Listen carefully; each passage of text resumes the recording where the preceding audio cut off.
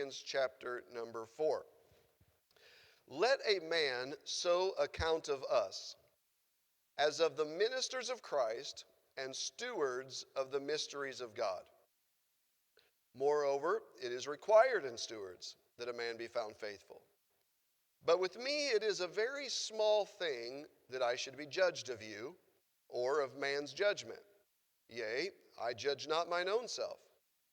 For I know nothing by myself. Yet am I not hereby justified, but he that judgeth me is the Lord.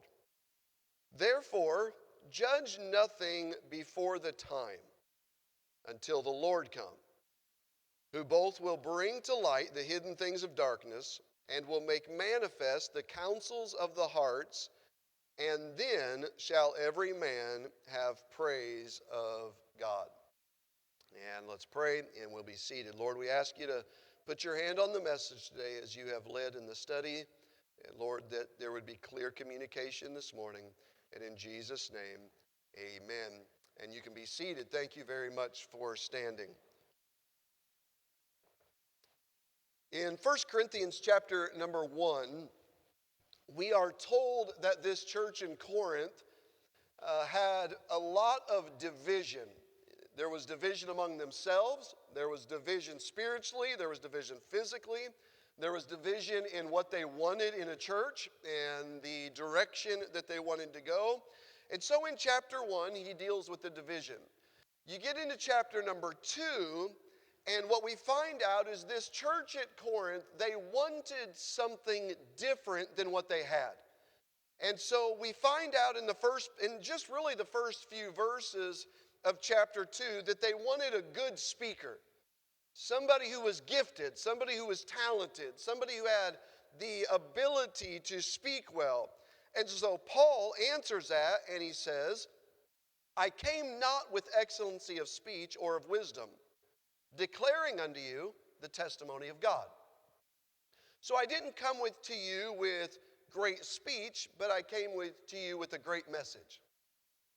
Well, they wanted a leader who was strong and confident. Paul responded to this by saying, I was with you in weakness and in fear and in much trembling. And so far who Paul was, and I would remind us, the way he was when they fell in love with the Lord. This is when they were getting saved. This is when they were growing. This was, at the time, the best thing ever. Well, now as they're growing some, they're kind of not sure they want somebody who doesn't have great speaking abilities. And Paul says, I didn't come to you with great speaking abilities. And they're not sure they want somebody who's not with strong and confident leader. And Paul says, I came to you in weakness and fear and in much trembling. And let's face it, if you know what has happened to Paul up to this point, you understand why. He wasn't exactly just accepted everywhere. In fact, the place he just came from, he was only there a couple weekends, and he was forced to leave. It was not a good departing. And so he comes to him nervous and comes to them obviously wanting to obey the Lord, but not with the confidence that they were looking for. And then they mentioned that they want somebody who can speak with wisdom. And of course, the wisdom that they're referring to is not God's wisdom, but the wisdom of the world around them. And so we have a whole chapter devoted to the difference between man's wisdom and God's wisdom, and that if you are living in man's wisdom, the best thing you can do is become a fool so that you can become wise in God's wisdom. And so he deals with the wisdom. And so Paul said, my preaching was not with enticing words of man's wisdom. And so he's really calling out, here's what you're wanting as a church, but here's what you've had. And then we come into chapter 3, and maybe the biggest problem up to this point, they're going to have some pretty big problems coming up, but up to this point, in chapter 3, they start choosing favorites. I am of Paul, I am of Apollos, I am of this person. And so they were taking people and they were putting them on pedestals and elevating them, and they were using that as their identity. I am a follower of Paul. And therefore, because I am a member of a church started by Paul, you should think better of me. And this still goes on in our world today. I graduated from this school. I sat under this preacher. And we feel like somehow that's an extra notch in the belt. And so the same thing that was going on there is the same thing that goes on today. And so Paul discusses this and, of course, tries to correct it. And so they're choosing these favorites. If I could, in your mind, take this, I want you to understand what they were doing to Paul and Apollos and these different people in their life. They themselves individually were trying to take Paul, and we're going through the Olympics right now, and we know there's the platform, the pedestal that these people are standing on when they win and they get their medals. Well, they were trying to take Paul, and they were having this debate, if you can imagine this, which one should have gold, which one should have silver, which one should have bronze. I am of Paul, I am of Apollos. And they were having this discussion, which one should we lift up higher? Which one should we recognize more? Which one should we really be proud of? And of course, you don't just put them on the pedestal, you have to give them the medal. Well, the medal here, when it comes to religious things, is give them the long robe. Give them the high chair, the seat. Put them in the place where they can be noticed and they can be recognized. And so they're trying to take Paul and Apollos and even Cephas, we find out at the end of chapter 3, they're trying to take them and to lift them up and put them on a pedestal. We might even say taking a spotlight and shining it on them. Look at Paul, everybody look at Cephas, everybody look at Apollos. This is our leader, and this is the one that we are following. And so they're taking Paul and elevating him. The first problem we see is it's Paul who said, I must decrease. And they're taking Paul and they're trying to increase him. And they're trying to elevate him and put a spotlight on him where Paul said, I have to die daily. Don't put a spotlight on the dead. Put a spotlight on the living. And so they're taking Paul and they're elevating him and putting him on the pedestal and putting the robe on him and giving him all the accolades of this position. At least this is what they're trying to do. The problem is this. Where did they learn this from? This is what the Pharisees did. This is what religion was doing. Religion said, and we could go to Acts chapter number 20 and verse 46, when Jesus even said, beware of the scribes which desire to walk in long robes. You need to see that I am the important person in the room. They come to you in long robes, but that wasn't even the end of it. Which desire to walk in long robes and love greetings in the marketplace. Oh, there's Paul. Hi, Paul. Look at Paul over there. Look at Apollos. Look at Cephas. There, and you can spot them a mile away because they have the robe. And they have the little following. And so they get this idea, excuse me, they get this practice of elevating and really lifting up, but they didn't get it from God, and they definitely didn't get it from Paul. I come to you in fear and trembling. I didn't come with man's wisdom. I came to you in a complete different way. But now, this is where world's wisdom comes in. You're trying to take what is out there and apply it to what is in here, and that's not going to work. And so they're trying to elevate these leaders, these people that they are looking up to, and they're getting it from the false religion. So then we come to chapter number 4. This is how they are viewing them.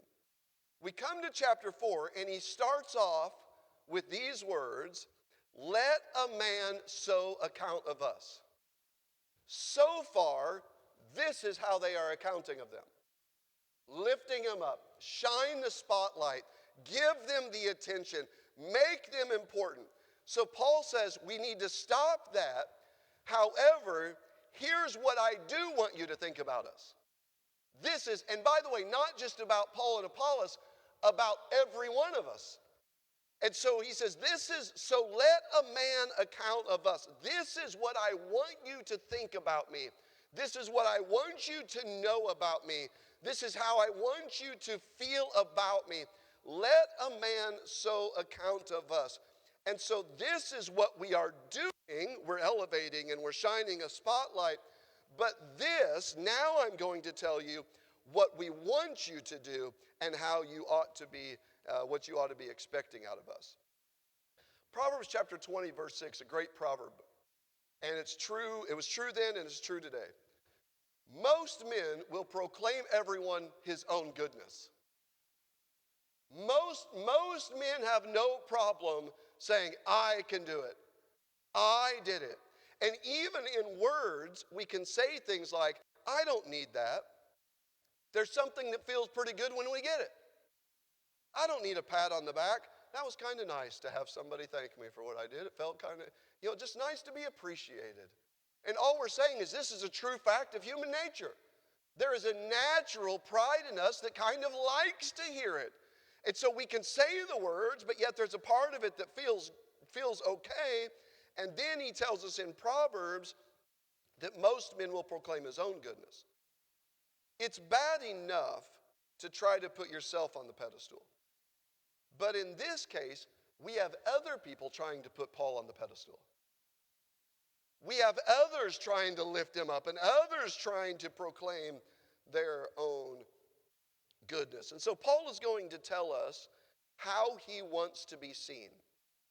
And I'll go a little bit further and say this is the way we all ought to desire to be seen in our Christian life.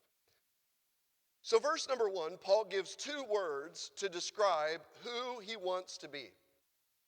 2 words to describe excuse me, how he wants others to view them. 2 words to describe his position, to describe who he is as a person, and it is not, don't miss this, royalty and riches. That's not it.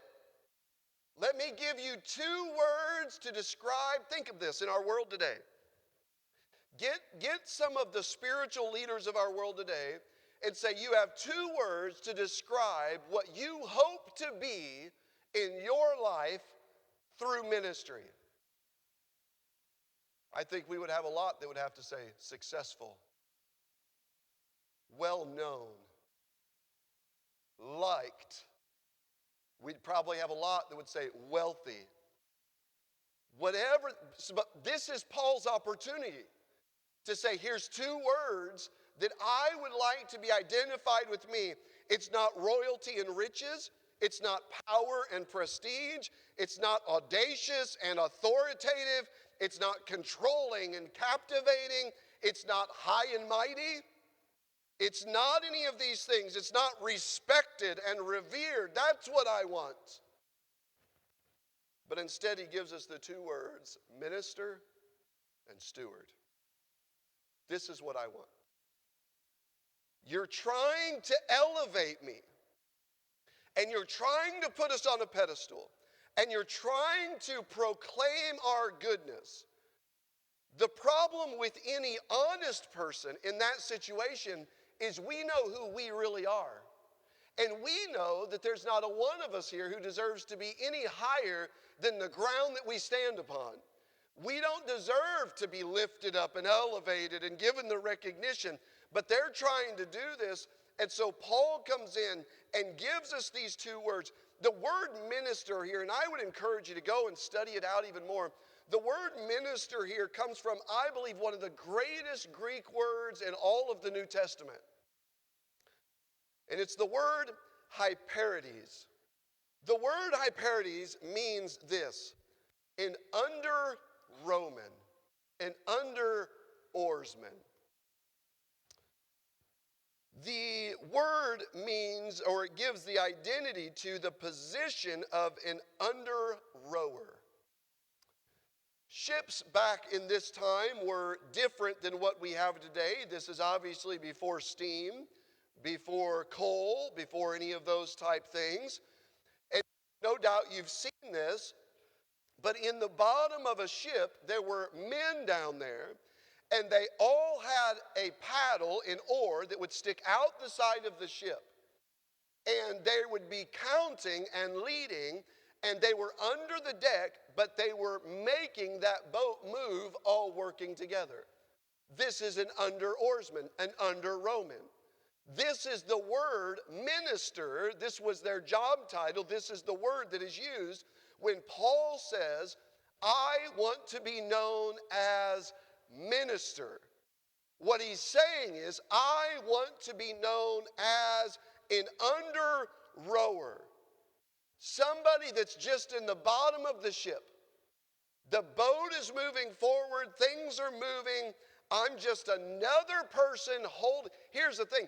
It wasn't even just one person per oar. This was a team effort. And Paul's letting them know, if I could choose a word, I would choose this word minister. Now, here's a few things about this. One, they were not the captain of the ship. That's what the church at Corinth was trying to make Paul, the captain of the ship. And Paul said, I'm not interested in being in the captain of the ship. We already have a captain. I know there's only a few of us, but we can amen with a few of us too. We already have a captain. I'm just an under-rowman. That's all I am. And they're trying to elevate him. Because you know, the captain on top of the ship, he's the one that wears the coat. He is the one that stands and represents the ship. He is the one that makes the calls and gives the direction. He is the one that is important. The ones underneath, notice this, they can't even see where they're going. They can't see what's in front of them. They're in the bottom of the ship, and all they're doing is listening to the commands of the captain. That's it. And so Paul says, I'm not interested in being the captain of the ship.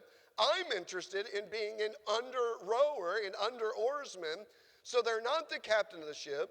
That means this, they're not the ones making the decisions. But that's what they wanted out of Paul. You tell us what to do. You make the decisions for us. You be our captain. I want Paul to my captain. I want Apollos as my captain. I want Cephas as the captain. And Paul comes in chapter 4 and says, you're all wrong. We already have a captain. And he told him that in chapter 3. All I'm doing is planting and watering. It's God who gives the increase. He's the captain of this thing. And we are, you remember, we are God's building. We are God's husbandry. That's what he told him in chapter 3. We're just here laboring for him. That's all we're doing. And so he brings out this title, this minister, the under-rower. That means this, if they're the under-rower, they were not the ones determining where to go. They just follow instructions. In fact, nobody even asks their advice. Should we go east or west? Well, that's up to the captain. And I would imagine there were times in the bottom of that ship they couldn't tell you which way was east and west. But it didn't matter. They didn't have to. Because they had somebody who could see and that was trustworthy and that knew the big picture, giving the instructions.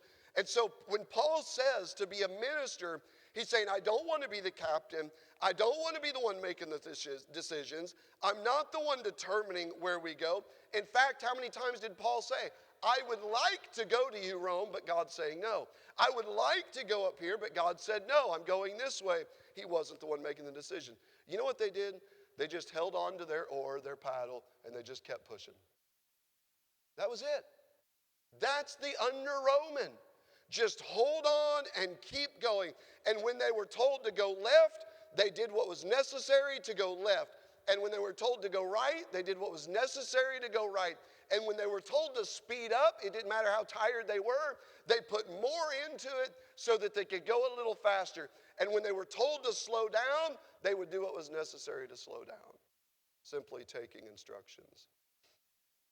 And they definitely were not the ones in the spotlight. You could not tell, when they came off of that ship, you couldn't tell who was sitting where.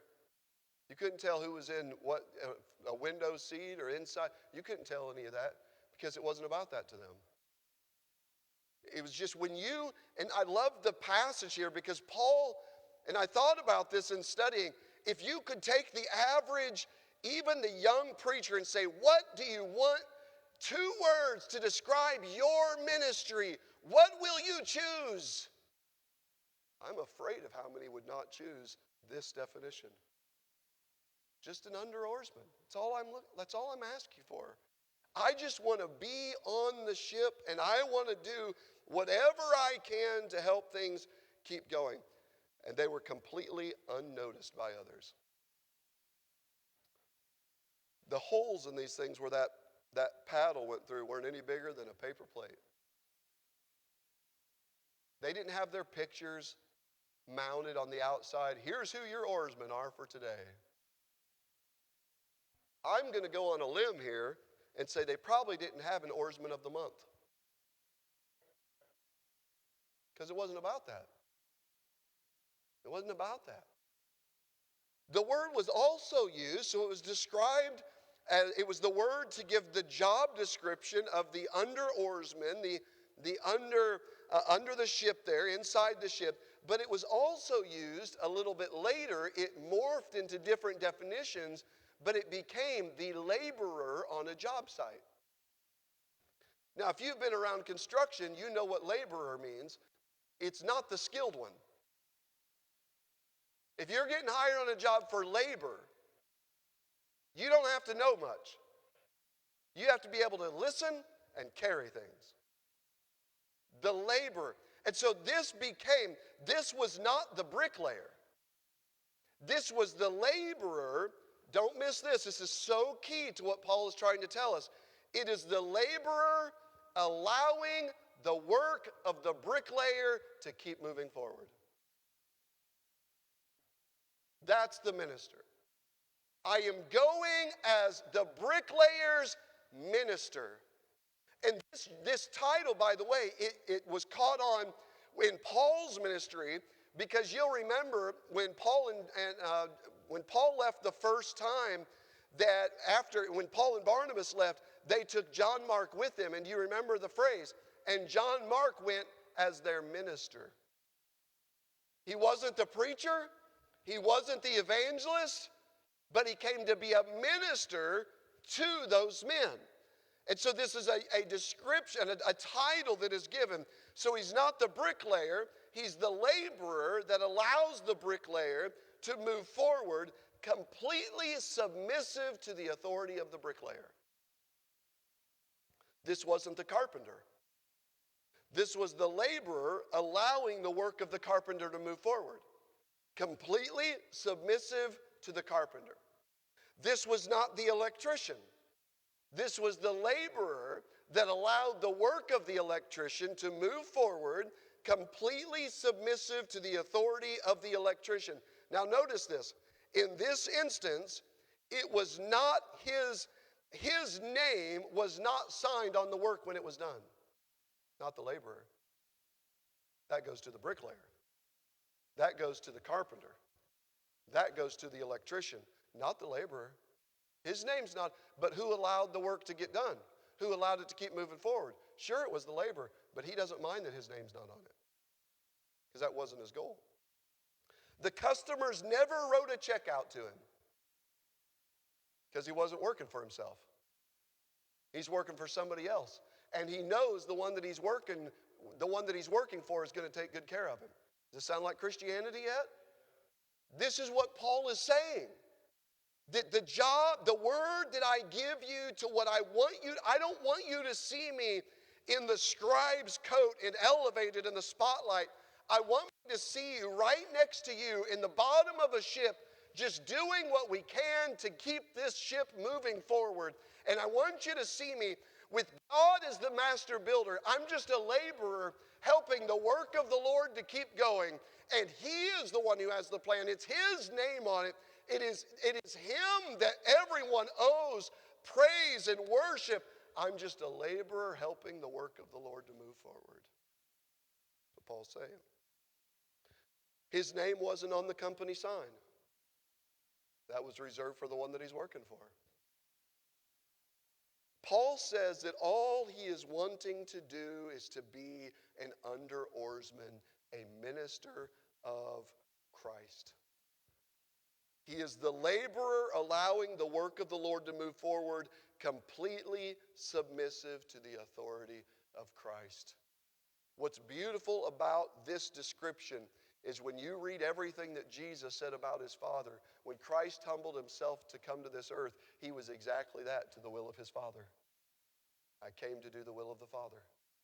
Remember when somebody came and called Christ good? There's none good but one, that's the Father. Now, I know they're both one, but he came to say, I'm here to do the work of somebody else. It's not about my will, it's about his will. He doesn't want the robe. He doesn't want the hat. He's not looking to stand on top of the ship while the other peasant laborers are below. He said, we're all in the same place here. We're all laboring. We already have a captain. We already have somebody to look to. And we are doing what we can so the work of the Lord can move forward. This last week, I saw an interview. The four-man rowing team for America won a gold medal. They're doing the interviews and they have their medals and they're doing all these, they got their pictures on billboards and they're getting the interviews. You know what Paul said? I'm not interested in an interview. I'm not interested in a billboard. I don't even need a medal around my neck. I'm just a minister of Christ. Just let me labor so the work of the Lord can keep moving forward. The other word that Paul used to describe how he wanted to be known, we have the minister of Christ, but then he uses the word steward in verse number 1. Stewards of the mysteries of God.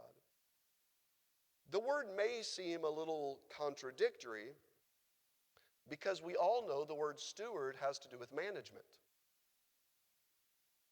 Managing. But the key word is not this is how we are as human. The key word is not the title of manager, but instead it's a word of humility that says, it's not mine. It's not mine. I struggled for a title on this, and I kind of landed on not my paddle, not my ship. Not mine. I'm just a steward. Not my paddle, not my ship. I'm just the minister and the steward. That's all I am. And so think of this. Even the tool that was in his hands did not belong to him. That paddle didn't belong to that oarsman. Those tools that the laborer take to the electrician, they don't belong to him.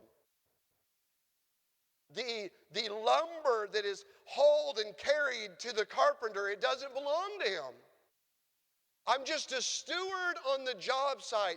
Everything here, it does not belong to me. Others have purchased it. It belongs to them, and I'm just a steward of this. We see this great definition here that Paul is saying, even the oar in my hand, it doesn't belong to me. However, I do want to use it well. That's what it means to be a steward. I want to use it well. I want to take care of it. How many times have we heard the statement throughout life, you know, when people buy things themselves, they take better care of it? That should never be said of a Christian. Because as a Christian, we understand we're stewards. It doesn't belong to us. We're just the humble ones that have this in our hands, and we want to use it properly, and we want to handle it effectively and properly. I want to use it properly. I want to use it to be effective. I want to use it, this paddle, to move the ship. So then what are we stewards of? This is the question. And he tells us, excuse me, he tells us in verse number 1, stewards of the mysteries of God. I think this is interesting. When Paul came into Corinth, he had information about God. He had knowledge about God. He had experiences with God. But to the people he was talking to, they didn't know it yet. It's a mystery. So Paul says this, what I have that is not mine is all the truth about God. The mysteries of God. Everything I know. It doesn't belong to me. I didn't make it up. I'm not the author of it. I certainly can't copyright it. It doesn't belong to me. And with it not belonging to me, I have in my hands, and you can take whatever your level of knowledge is, you have in your hands the power of prayer. You have in your hands the knowledge of salvation. You have in your hands the beauty of forgiveness. You have in your hands the understanding and the importance of unity one with another. Everything that you would say, I know this to be true, that is what God has placed in your hands to be a steward of. The peace that passes understanding. You can have that, but you realize probably a good majority of the people you work with, that's a mystery of God. To have faith, everything's going to be fine. My Father is the creator of the universe. It's going to be okay. But that's a mystery to a lot of people. So we have in our hands the mysteries of God. It is that knowledge, it is that information, it is the truth that is in our possession. It is the help that we have, that we can offer to others. And to many, it is a mystery of God. But we have understanding, and we have these things that may be a mystery to somebody else. And so we understand this. Do not forget the mission. What is your mission? I hope you didn't forget already. It's to help the work of the Lord just move forward. That was the job of the laborer for the carpenter. That's the job of the laborer for the electrician. That's the job of the laborer for you name the job. It doesn't matter what. That's the job of the laborer, the under oarsman. What is your job? I'm just laboring to keep the work moving forward. So with what you have, the truth that you have, the question is this: are you using that to keep the work of the Lord moving forward? That's what it means to be a steward. Or if everybody in the world did what with this information of salvation, what you do with it, would the work of the Lord continue? If everybody handled it was the same level of steward that you are, would the work of the Lord move forward? I would say most in here know what it's like to have how can I word this? Less than high quality laborer. And you know what you're spending a lot of your time doing? Tim would testify to this because I've helped him out some. You know what you spend a lot of your time doing? Waiting. Becoming impatient. Come on. Your main job. I remember the first job I ever got, it was in roofing. And my dad, I got the job, I was excited. He came in, he goes, oh, what are you doing? I was like, roofing. He goes, nope.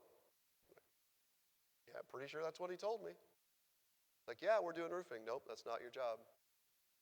And I know my dad enough to know, okay, here's a life lesson coming. Okay, Dad, what's my job? Your job is to make that man money. And as long as you do that, he'll give you some of it.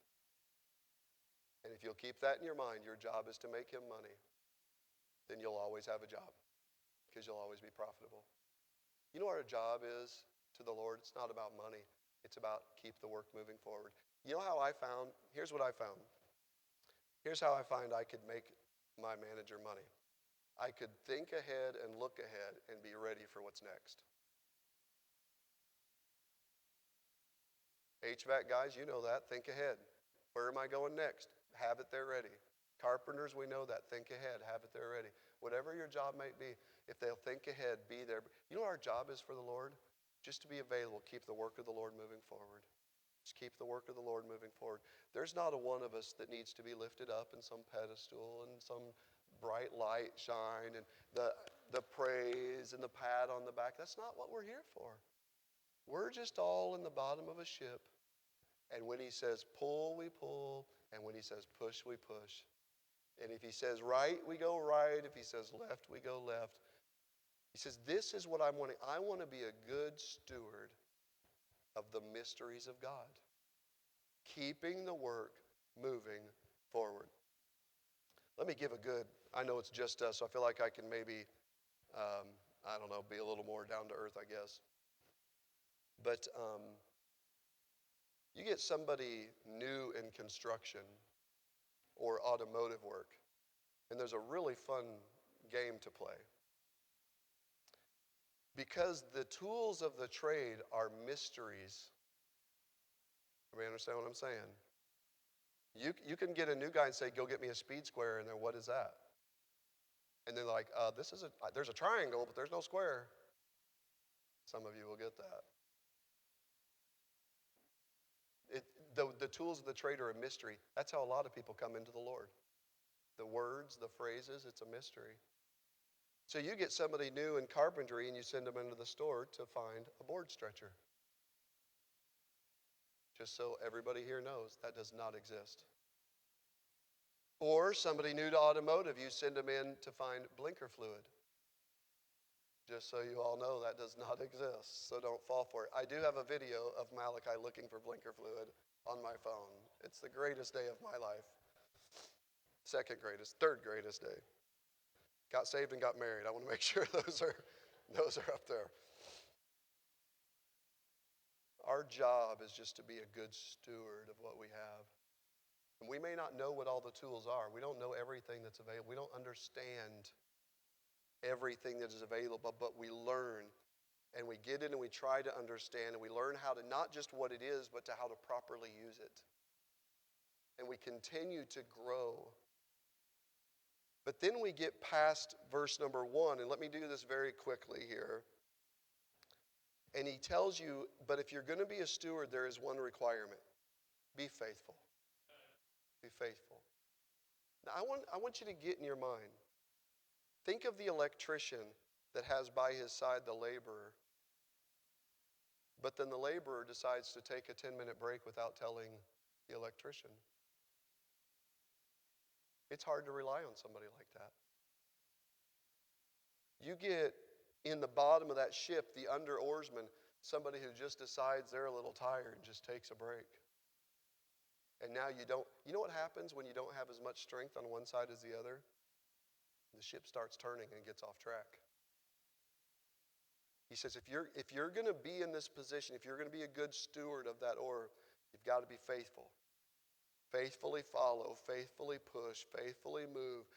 You're going to be tired. You're going to have questions. You're going to go through valleys. You're going to have hard times. But just stay faithful. Just stay faithful. Just stay faithful. Be a good steward of the mysteries of God. I don't understand everything. Just keep coming back. Just stay faithful and let God mold you into what you need to be. He says, required in steward to be found faithful. And then he finishes verse 3, 4, and 5. This is one of my favorites. Every verse is about my favorite. Paul encourages them in verse 3, 4, and 5 to keep your focus on the task at hand. Verse number 3, he says this, don't worry about what other people say. Don't worry about it. Verse 3, but with me, it is a very small thing that I should be judged of you. Can you imagine in the bottom of a ship and doing the work and doing the work and doing the work, and you have the captain there. And the captain isn't saying anything to you, but then some other oarsman decides they want to tell you you're not pushing hard enough or this or that. You know what Paul says? That means nothing to me because you're not the one I'm listening to. You're not the one I'm following. It is so little of me. Now remember, it started with them saying, we want a bold and confident speaker. I didn't come to you that way. We want some of the world's wisdom. That's not what I brought to you. I brought to you the wisdom of God. We want somebody who's more just really speaks much better and is well spoken. And Paul says, I didn't come to you with that. And now Paul is telling him, and just so you know, your opinion of what I need to be really doesn't mean a lot because I have a captain that I'm listening to. Isn't that wonderful? I believe every pastor in the world ought to have that same mindset. We love our people, but the instructions have to come from one place. They have to come from the captain. And so Paul is letting them know, I don't think a lot about with me it is a very small thing that I should be judged of you, or of man's judgment. Yea, I judge not mine own self. You know what? I'm picturing this in the bottom of the ship. Just going, getting tired, whatever the case may be, just going, just working. He's not focusing on what somebody else is thinking about him. He may even feel like, I feel like I'm not pulling hard enough. I feel like I'm not pushing hard enough. I feel like, you know what he's saying here? I don't even want to judge my own self. I'll wait for the words of the captain. I'm just going to keep going. And some days I feel like I'm pulling too hard. Some days I'm not. I'm just going to listen to the captain. I'm not even going to judge my own self in this. I'm just going to do what I have to do to keep this thing moving forward, to keep the work of the Lord moving forward. And then in verse number 5, let's read that verse. Therefore, judge nothing before the time until the Lord come. You know what he's saying? Why don't you just worry about getting where we're going? We're not to the finish line yet. We're not done yet. It's not time for evaluation. Just keep the ship moving forward. Keep the work of the Lord moving forward. Judge nothing before the time, until the Lord come, and the Lord will bring to light the hidden things of darkness and will make manifest the counsels of the hearts, and then shall every man have praise of God. Until the Lord returns or until God calls you home, don't worry about all the little side things. Just because you may feel like, and we do this a lot, well, I read a book about how this guy, he changed the world, and I feel like all I'm doing is changing this. Hold on, don't judge anything till the time comes. You may be doing exactly what God wanted you to do. Maybe God didn't intend for you to change a country. Maybe God just intended for you to raise a family. Maybe God didn't intend for you to be the main speaker at some big rally. Maybe he just wants you to faithfully serve him behind the scenes, the under oarsman. What do you do at the church? Just keep paddling. That's it. What do you do for the Lord? I just hold the paddle and I just go every day. I think I love this picture most because you take what they were trying to do to Paul, and now Paul's saying, no, you got this all wrong. Because here's the problem. If your job is trying to figure out who to lift up, by default, you're also determining who is not worthy to be lifted up. You have no choice. You can't elevate some without recognizing other people are not worthy of elevation. You know what God said, or what Paul says here? You better be careful. Don't judge anything till the times come. And you may find out that person who is behind the scenes and that you thought was just kind of, didn't he say that you think you're in this part of the body, you think you're one of the uncomely parts, you think you're not important? And God says, no, you are important. You are an important part of this. And I'm pretty sure he said something like the last shall be first.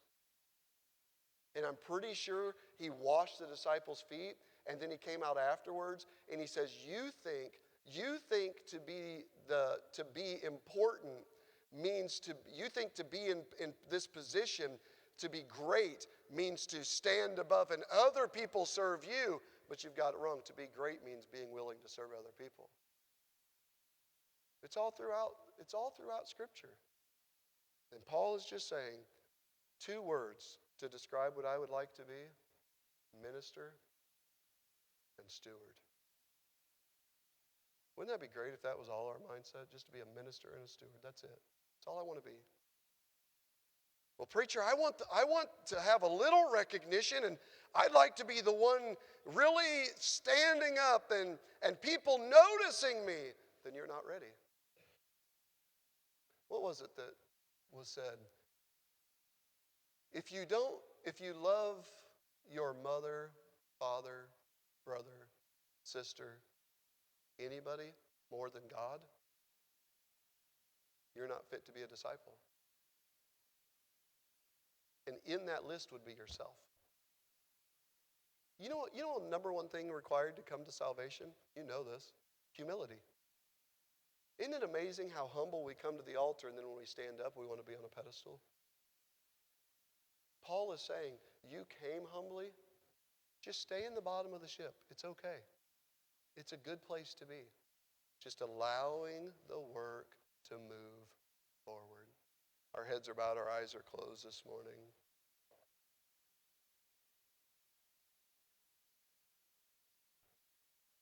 Not my paddle, not my boat. I'm just a steward and a minister. That's it. That's all I am.